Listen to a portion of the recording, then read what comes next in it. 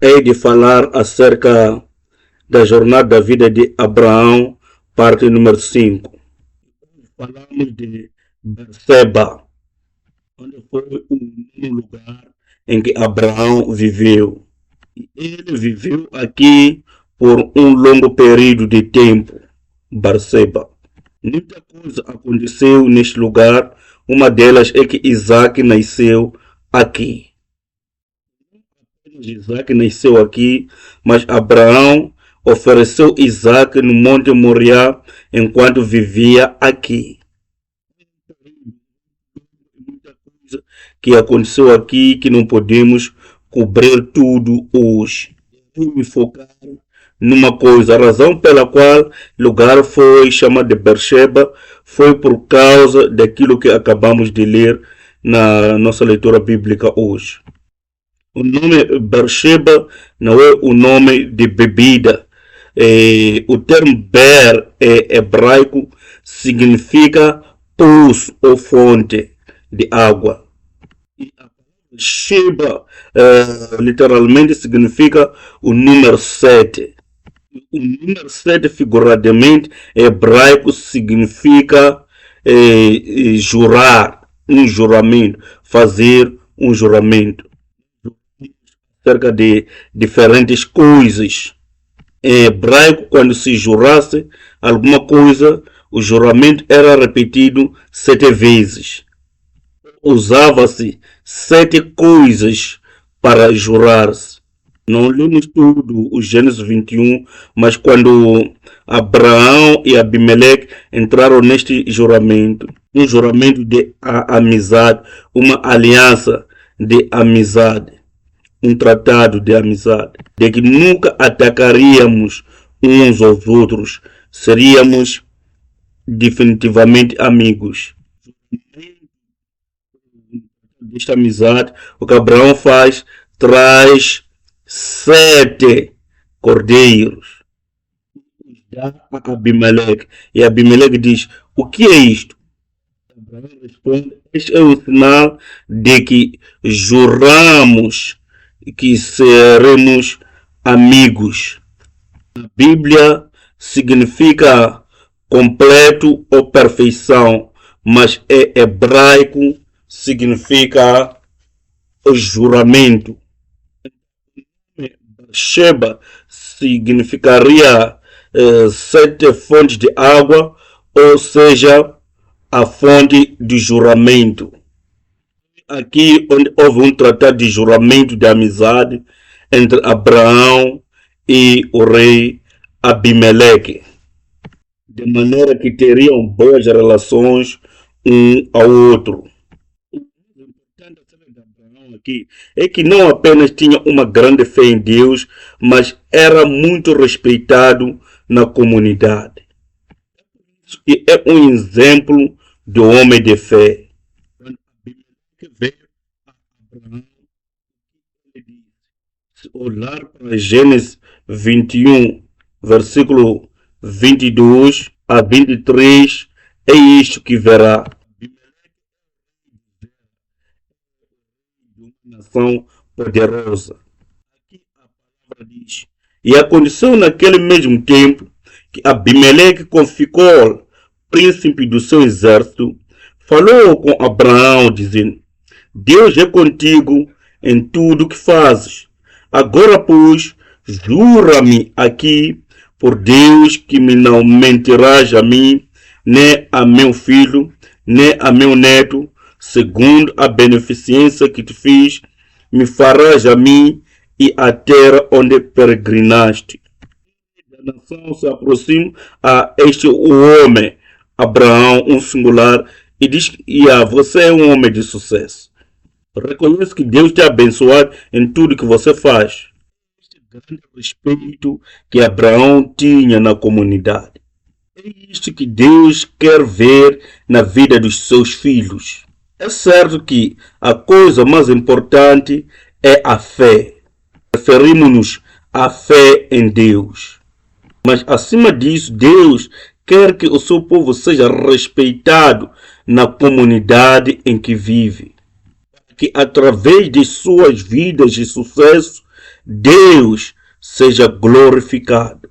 Quando alguém perguntar qual é o segredo, a chave do seu sucesso, creio que Abraão respondia: é meu Deus que tem estado comigo durante a jornada da minha vida.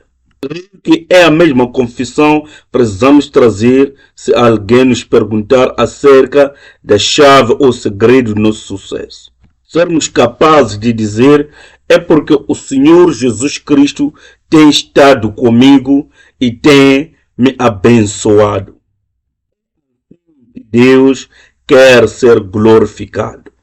O desejo de Deus é que os fortes, os poderosos e os sábios desta terra sejam confundidos pelos fracos e pessoas que eles os acham não sábias, que tenham recebido a Jesus Cristo e que são filhos de Deus. Será que estamos dizendo que somos insensatos? Não, nós somos insensatos na perspectiva dos olhos do mundo. Eles dizem, porque eles gastam tempo indo à igreja nos domingos, eles dão o dinheiro na igreja, eles gastam seus esforços contribuindo para as missões, servindo nas igrejas. Para que tudo isso?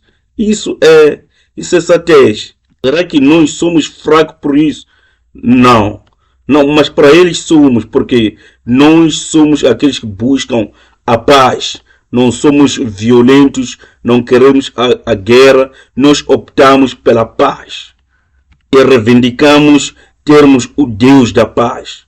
Levamos como o nosso lema cuidar um do outro, amar um ao outro.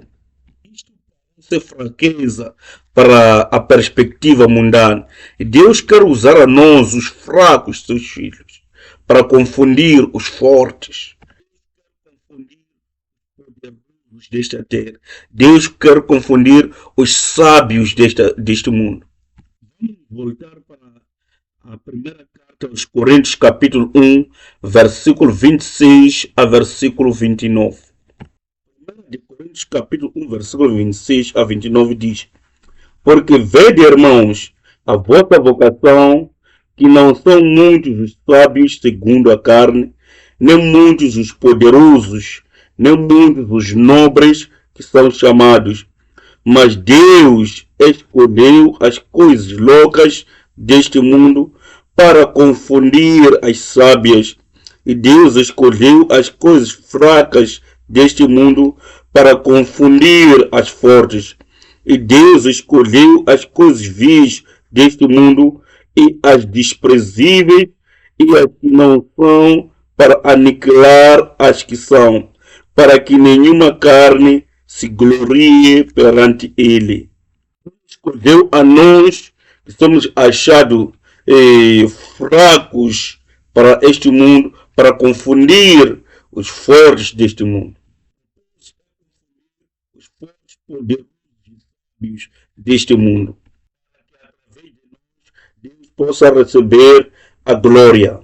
As pessoas sábias e fortes não glorificam a Deus. Eles vangloriam-se a si mesmos, dizendo: é porque eu sou forte e sábio, e foi por causa disso que consegui alcançar isto. Mas por nós Deus recebe a glória.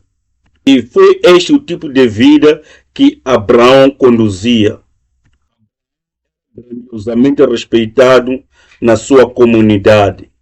Ele assegurou esta terra, Beersheba, onde fez esta aliança com Abimeleque, ou este juramento com Abimeleque.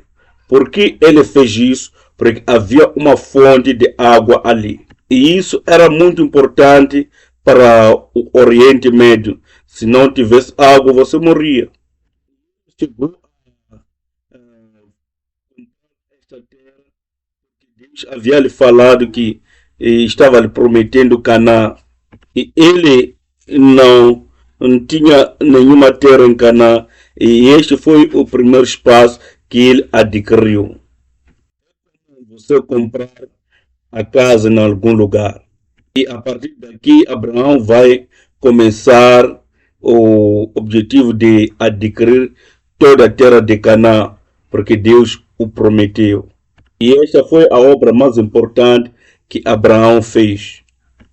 Que lições podemos aprender acerca da vida de Abraão aqui em Berseba? Como já falei anteriormente, Berseba era uma fonte de água. A razão pela qual ele escolheu este lugar foi por causa desta fonte de água.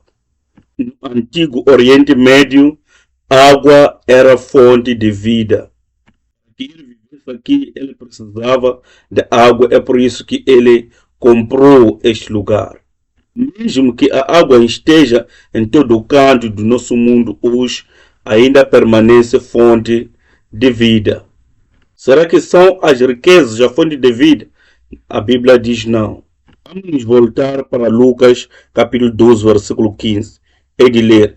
E disse-lhes: acautelai-vos e guardai-vos da avareza, porque a vida de qualquer não consiste na abundância do que possui. Mesmo que tenha muito dinheiro, a vida não é acerca de possuir muitos bens. As posses, riqueza e dinheiro nunca podem ser fontes da vida. E também não é comer e beber. Há pessoas que pensam que temos que comer e beber, porque isso é a coisa mais importante da vida. Não. O que Jesus tem a dizer a respeito disso? Em Mateus capítulo 4, versículo 4, ele, porém, respondendo, disse: está escrito, nem só de pão viverá o homem, mas de toda a palavra que sai da boca de Deus. Por isso que a fonte da nossa vida é a palavra de Deus. É a coisa fundamental que é necessário para nós. Outras coisas já podem ser acrescentadas. A comer, beber, vestir-se, as posses, mas o alicerce é a palavra de Deus. E é que as fontes ou os poços eram tão importantes no antigo Oriente Médio. Uma das razões é porque os poços eram lugares de encontros. Os poços eram um lugar em que as pessoas se juntavam para tirar água e se saudavam lá, se encontravam lá e conversavam lá, conheciam-se lá. Assim sendo, era um lugar natural de se encontrar. Mesmo na Bíblia, especialmente nos poços, eram lá onde homens e mulheres se conheciam e até chegavam a se casar.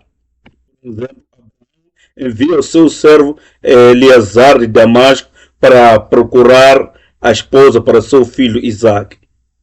Ele volta para a cidadela de Abraão, Ur dos Caldeus, e aonde ele senta ali no poço. Eleazar orou e a próxima pessoa que veio foi a Rebeca. E assim encontrou a Rebeca no poço. Assim Isaac casou-se com a Rebeca. E Jacó encontrou a Raquel também.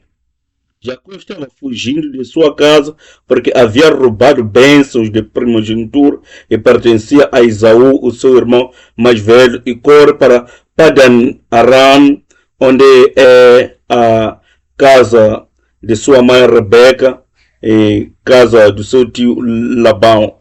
E vai diretamente ao poço para encontrar algumas pessoas lá. E foi lá que conheceu a Raquel e apaixonou-se por ela. Vemos isso em Gênesis capítulo 29, versículo 2 a 9. Também conheceu a sua esposa no poço. Quem foi a esposa de Moisés?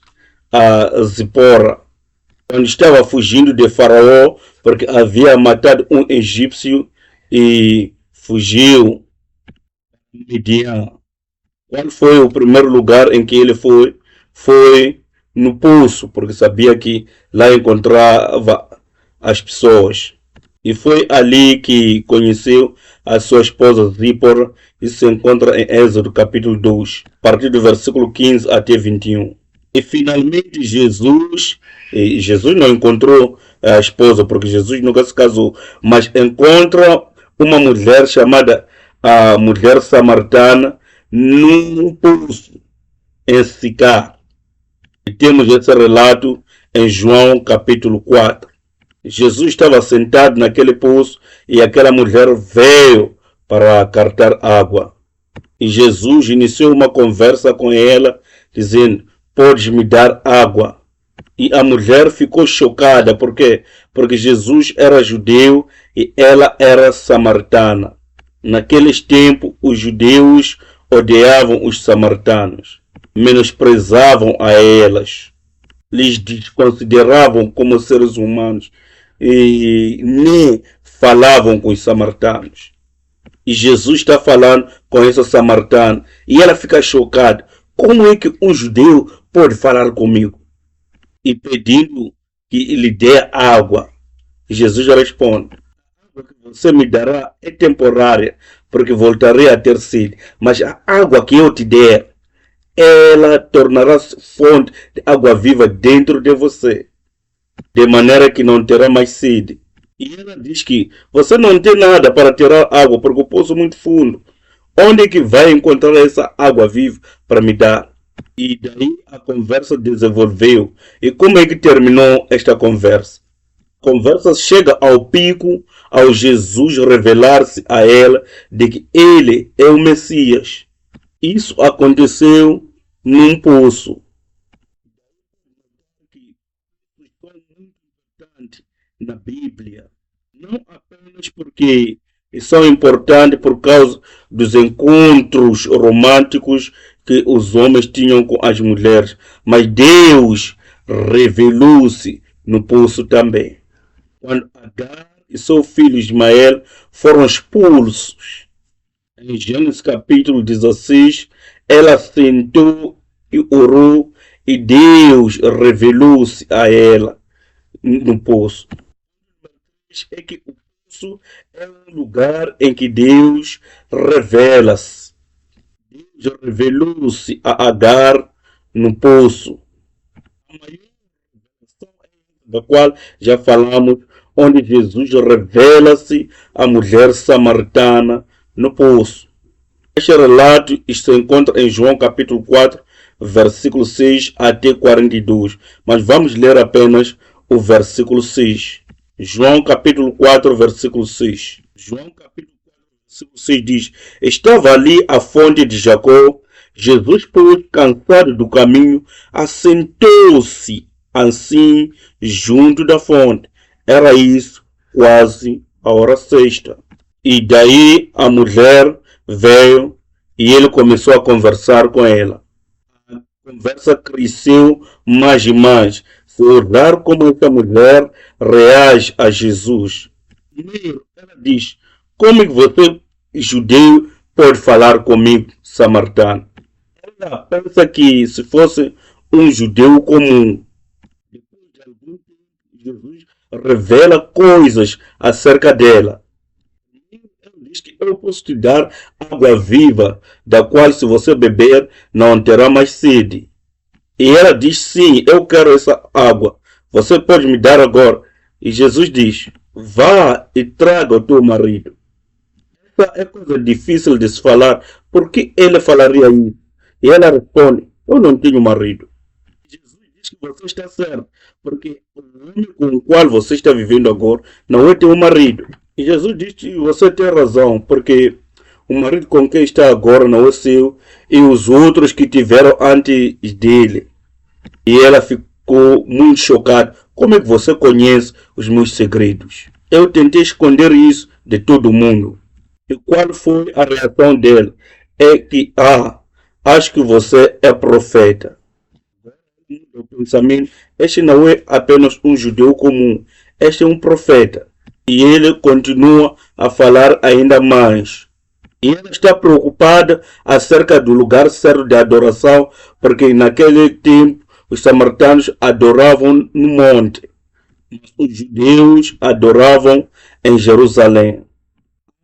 Reivindicavam a exclusividade da adoração verdadeiro Deus. ela pergunta: vocês reivindicam que o verdadeiro lugar de adoração é Jerusalém, mas os nossos antepassados adoraram neste monte. Afinal de contas, qual é o lugar certo? E Jesus diz que não importa o lugar em que vocês adoram, o mais importante é vocês adorar em espírito e em verdade. E isto chocou ainda mais. Este homem fala coisas profundas. E ele começa a falar: eu ouvi que quando o Messias vier, ele nos revelará tudo. O que é que Jesus diz? Esse é o primeiro lugar nas Escrituras em que Jesus revela-se a si mesmo, claramente e abertamente às pessoas. É a primeira vez que ele faz isto a esta mulher samaritana. Vamos para João capítulo 4, já no versículo 25.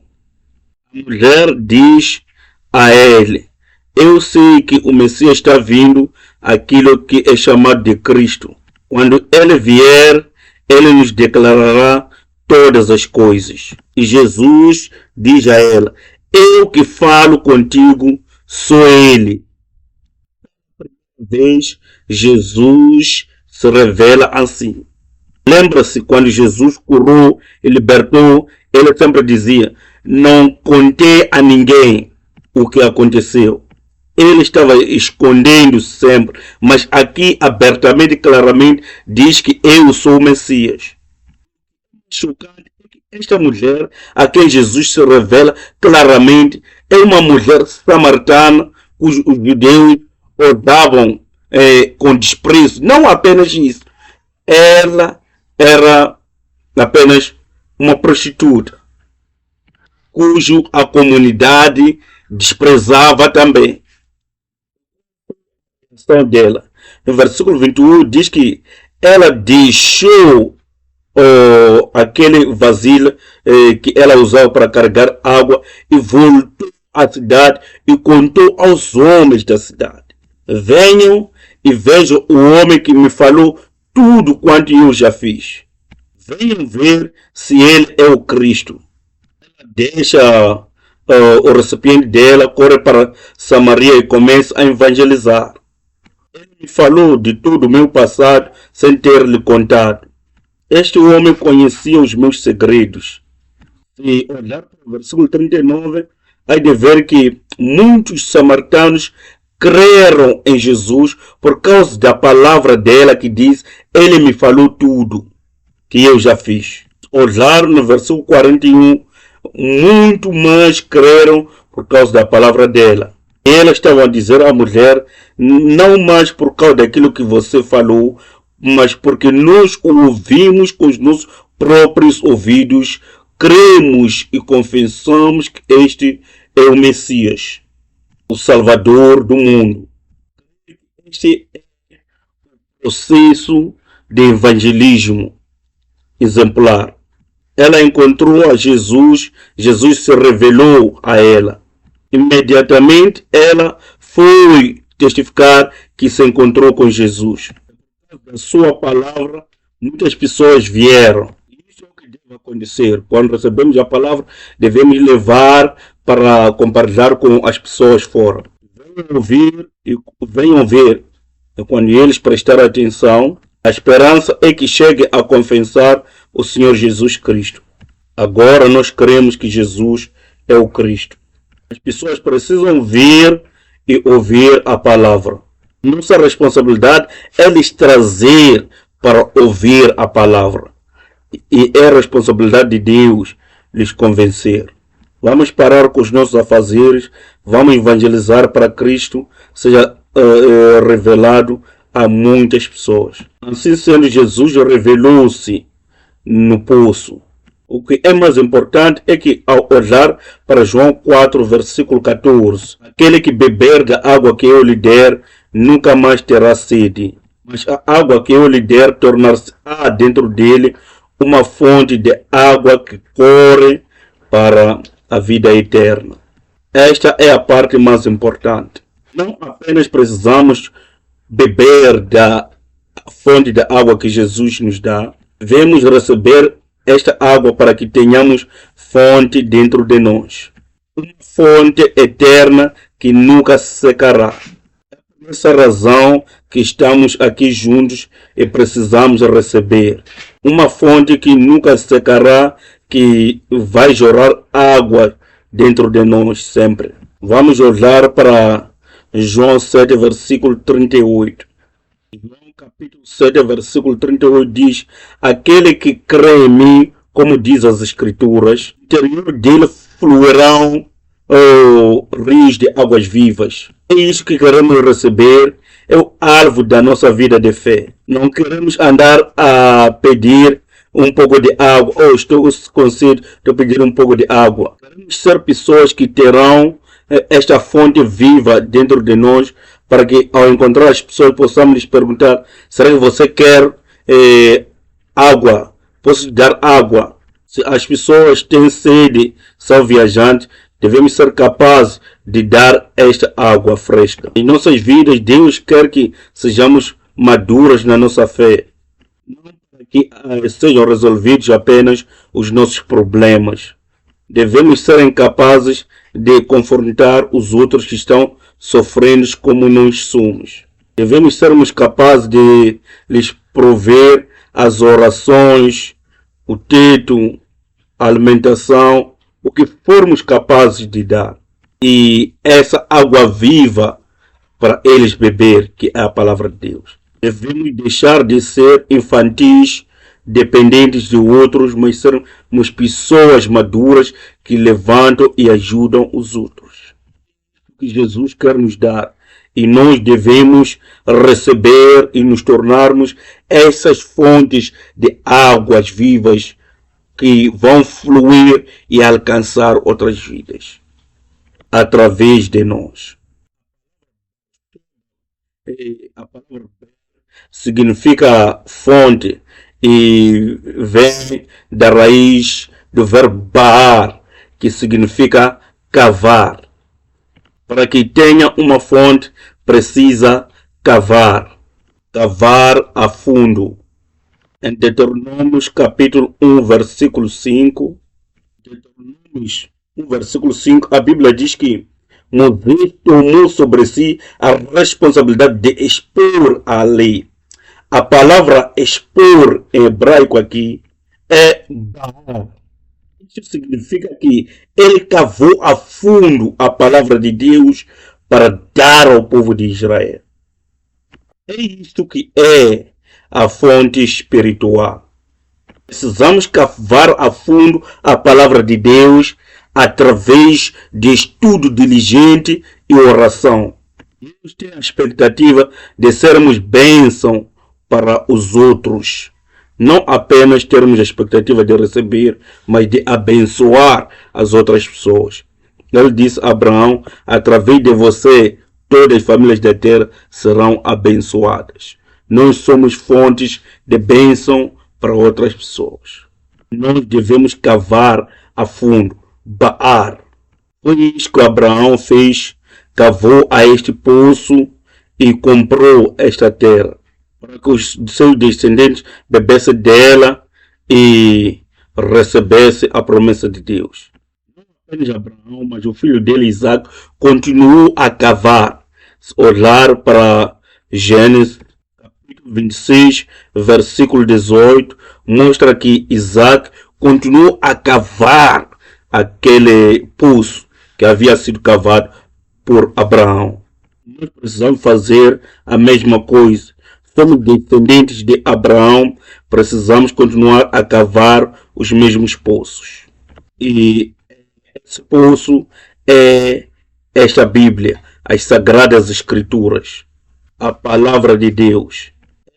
Dela precisamos receber a água viva que nos levará à vida eterna.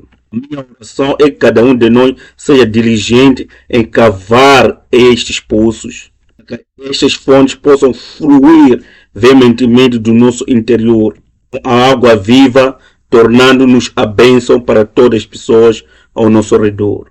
Vamos terminar por ler Provérbios capítulo 4, versículo 20 a 23. Provérbios capítulo 4, versículo 20 a 23. Filho meu, atenta para as minhas palavras, as minhas razões inclina o teu ouvido. Não as deixes apartar-se dos teus olhos, guarda-as no meio do teu coração, porque são vida para os que as acham e saúde para o seu corpo. Sobretudo o que se deve guardar, guarda o teu coração, porque dele procede as saídas da vida. Vamos orar. Pela graça que tem nos otorgado, ajuda-nos a ser como Abraão e Isaac, que cavaram um poço não apenas para eles, mas para todos os seus descendentes. Tenhamos essa bênção como Abraão, que era muito respeitado, não apenas pelas da sua casa, mas por todas as comunidades, até os descrentes. Ajuda-nos a ser das pessoas de fé, que seremos aqueles que te glorificam através das nossas vidas. Agradecemos por este dia, que possa abençoar todas as pessoas presentes neste dia.